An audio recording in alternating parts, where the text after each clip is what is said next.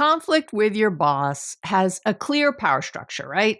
Conflict with someone you manage has a clear direction of authority. But conflict with a peer, that's the one nobody really teaches you how to handle because it sits in the most ambiguous territory at work.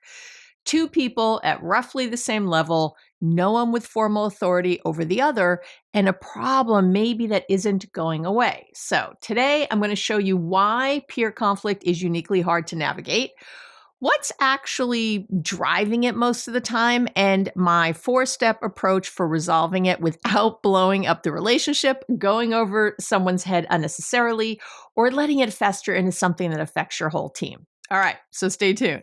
Welcome back to Workplace Therapy with me, Dr. Abby Metcalf. So why is conflict with a peer so much harder, than other workplace conflict? It's really because with peer conflict, the usual tools, they don't apply cleanly. That's the problem. When there's a hierarchy, there's a built-in structure for resolution, however imperfect it might be at your organization.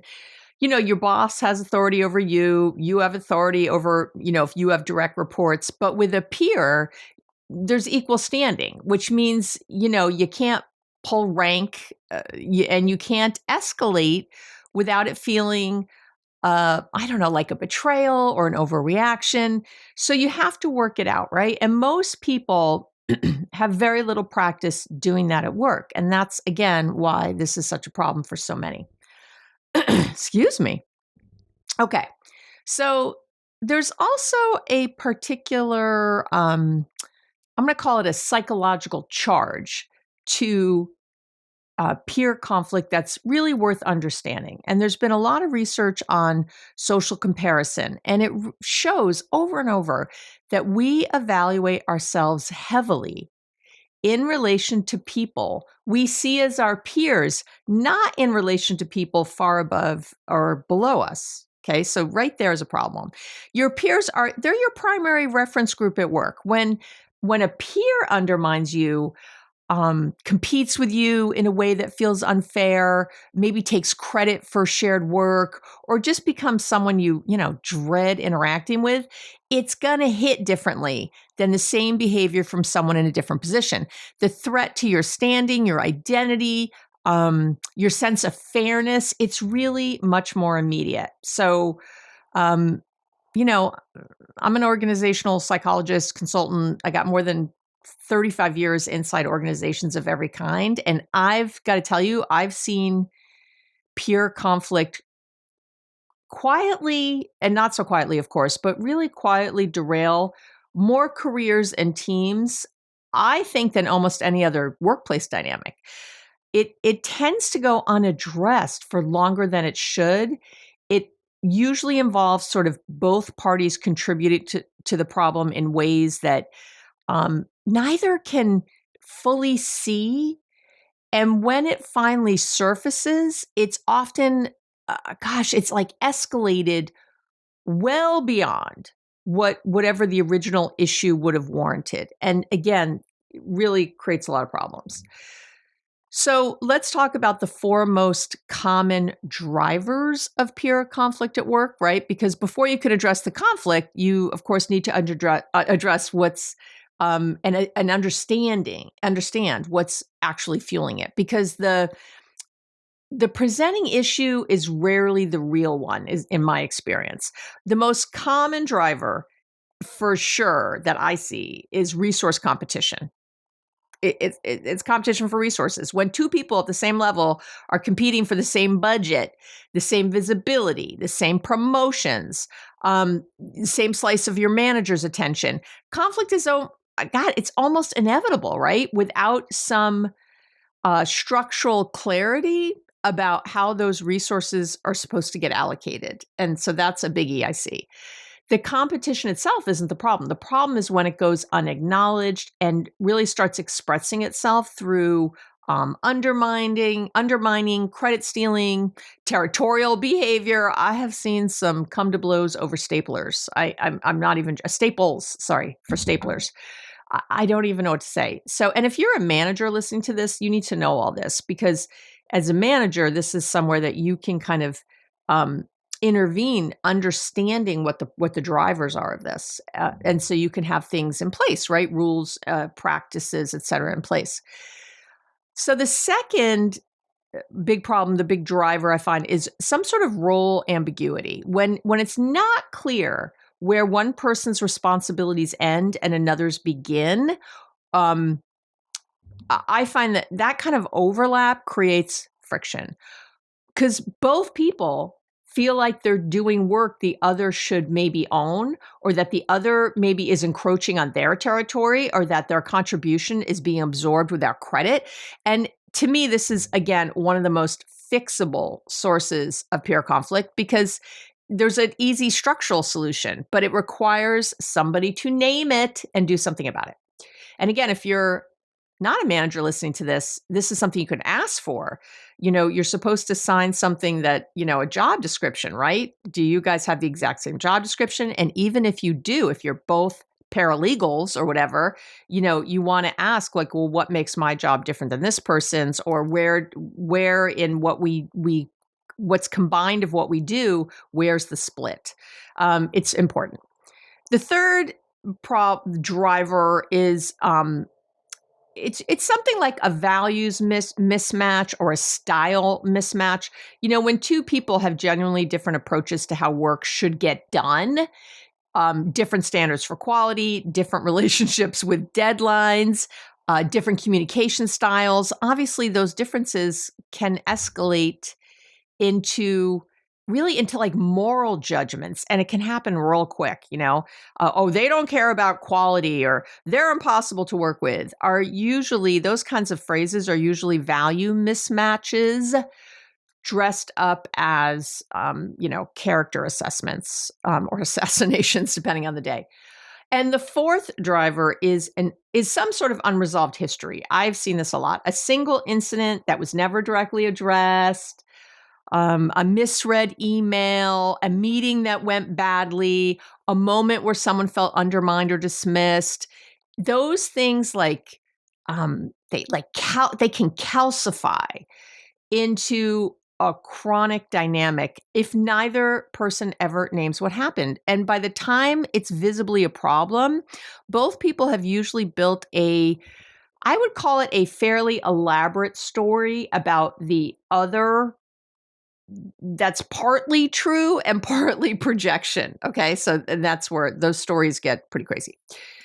All right. So why is it so hard to address peer conflict directly? And it's really because the relationship stakes feel high, and the formal mechanisms for resolution are either often unavailable or really disproportionate. It's only like that you could go to HR or something. There's nothing in the middle.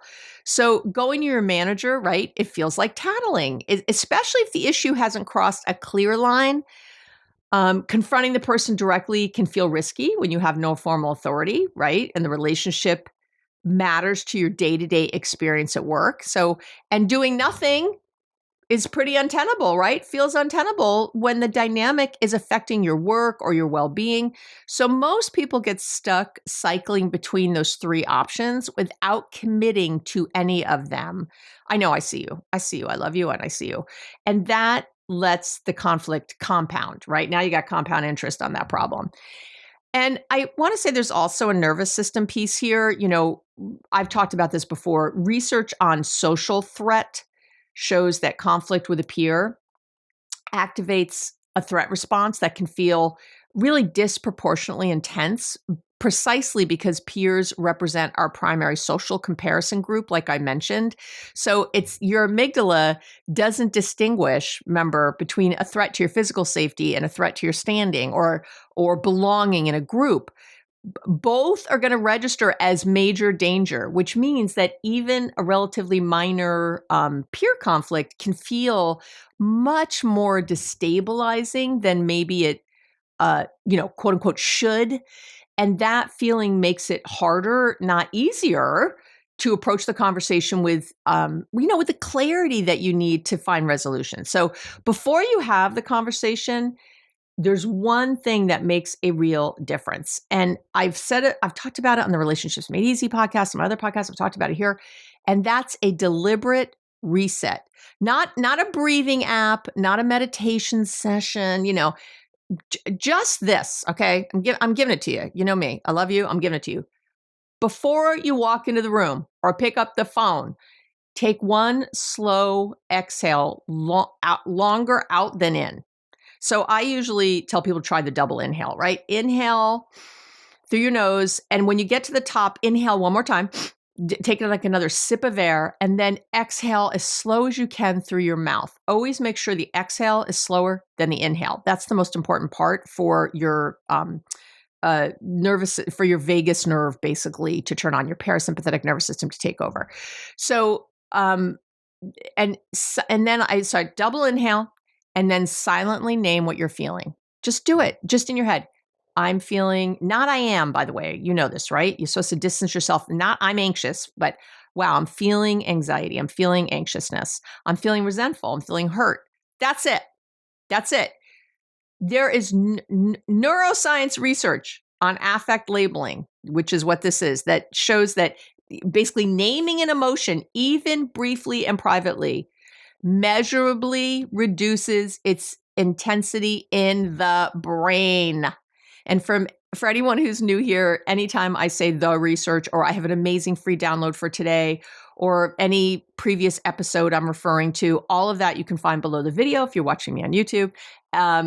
Or you can find it where the episodes are on my website, abbymetcalf.com. Go to this episode. It's really easy to navigate, and you will find all the links, all the research if you want to see this for yourself and know that I am not making anything up. Okay. So, and I want to say this too about that. You don't need to resolve the feeling. I think that's the problem why people don't name it. They feel like they're supposed to somehow resolve it. You don't need to resolve it because just naming it is going to help you. You just need enough distance from it to lead with, to go into something with clarity instead of that charged feeling. That's the whole technique, and it takes about 10 seconds. If you don't have 10 seconds, I can't help you.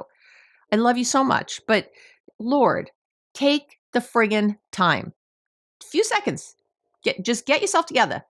And again, you have to be mindful to know to do this. And I have a free mindfulness starter kit on the website. I talk about mindfulness all over the place. Give me a break. It's time. All right. So here's my 4 steps to addressing conflict with a peer. Okay. And the order matters. I want to say that. So you want to do these in order. So step 1, get clear on what's actually true versus what's a story. So before you have any conversation, you got to sit with this question. What do I know for certain happened, and what have I added to it? What do I always say? What's the story I'm telling myself about this, right?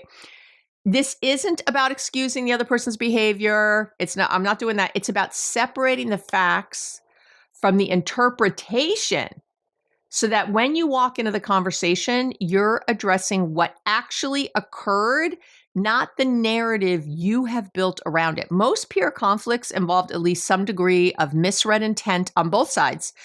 And going in with your narrative hardened, it really makes a resolution almost impossible. And I have been the person in the room with 2 peers, and I can tell you, it's amazing what people, well, he did that. You knew that was going to upset me. You always do that. Stop. Just the facts. On Friday at this time, I was in the meeting. I said X. You laughed at me, something like that, right? And and then go from there, right? Or you said that was a crazy idea, which, okay. But then you said the same idea, on Monday to our boss. What gives, like be very specific, just the facts. Step 2 is choosing the right moment and framing. Okay. So these kind of peer conflict conversations go badly most often, I think, because they happen in the wrong context, in the middle of a tense meeting, in a rushed hallway exchange, oh God, via email, or a God forbid text or Slack. Stop it. Where the tone is invisible. No. Choose a private, low stakes moment. Lead with the relationship, not the grievance. I'm going to say that again. Lead with the relationship, not the grievance. Do you hear me? Do I need to say it a third time? I hope not. Something like, hey, I want to talk about something because I think it'll help us work together better. Hey, is this a good time to bring something up? I really want us to have an easy working relationship. Talk about that. When you speak like that, it signals that you're coming to repair, not attack. And that framing changes everything about how the other person's nervous system receives what's coming next. I cannot speak highly enough about this. All right. Step three. Step three is using specific observations. I kind of already said that, but rather than global judgments, right? So, you always take credit for our work, shared work. That's a global judgment. Again, it's going to trigger defensiveness. It is. You would be defensive if someone said it to you. In the meeting last Tuesday, the project was presented as yours and my contribution wasn't mentioned. I want to talk about that. That's a specific observation that opens a conversation. The research shows, I'm coming back, I always come back to the research, that the more specific you are, the harder it is for the other person to dispute the basic facts, even if they disagree about your interpretation. Yay. Yes, yes, yes. All right, step 4. The last step is building some sort of explicit agreements rather than kind of those vague resolutions that make me crazy.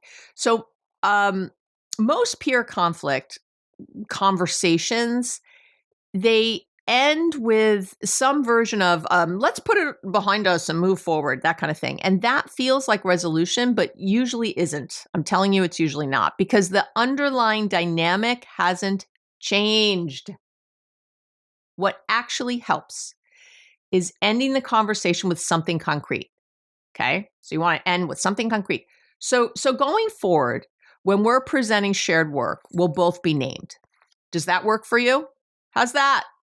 Easy, specific, agreed to, checkable, accountable. That's what actually changes the pattern.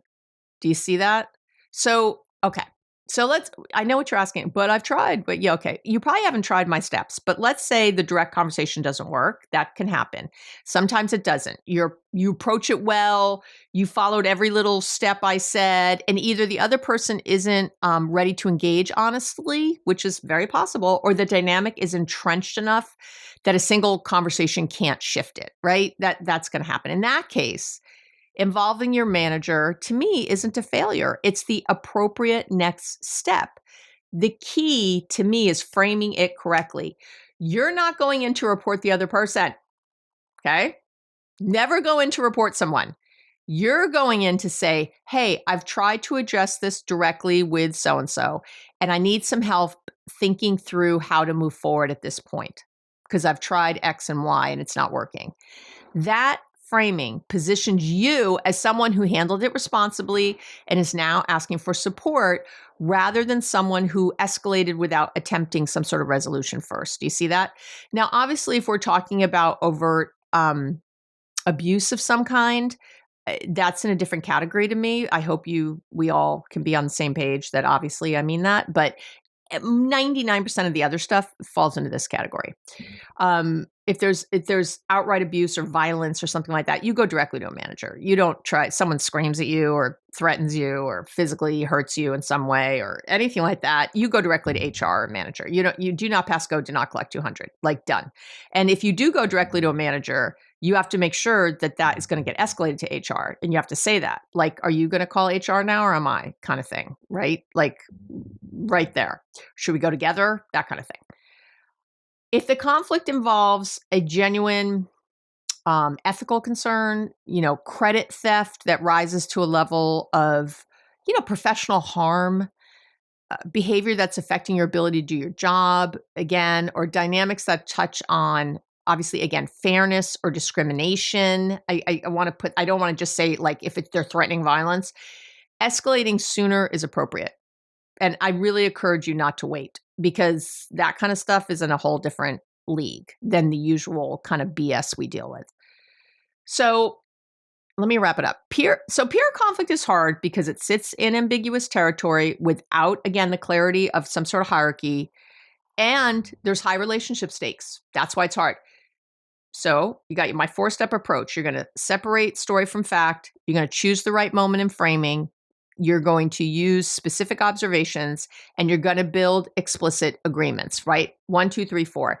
That gives you a path through it that doesn't require the other person to be perfect or the relationship to be easy. It requires you to be clear, to be grounded, specific, which is really achievable even when the dynamic, is feeling anything but those things. Okay.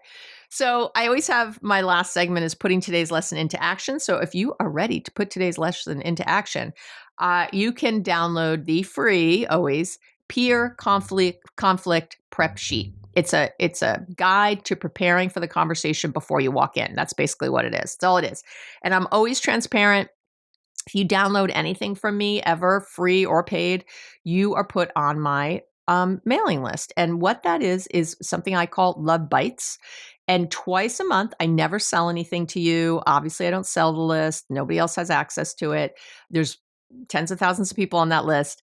What I do is twice a month, you're going to get something in your email that's just a little story, a little tip, a little tool. You can read it pretty quickly. People love this. It's to help you think differently, to inspire you, to motivate you. If you like the podcast, you'll likely love Bites. So you will be put on there automatically. Again, twice a month. That's it. Again, no sell, no funnels with all the 50 emails coming at you. But I always want to be transparent. If you don't like it, unsubscribe. It's that easy. It's that easy. All right. That's it for this week. Thank you so much for hanging out with me, and I'll talk to you real soon.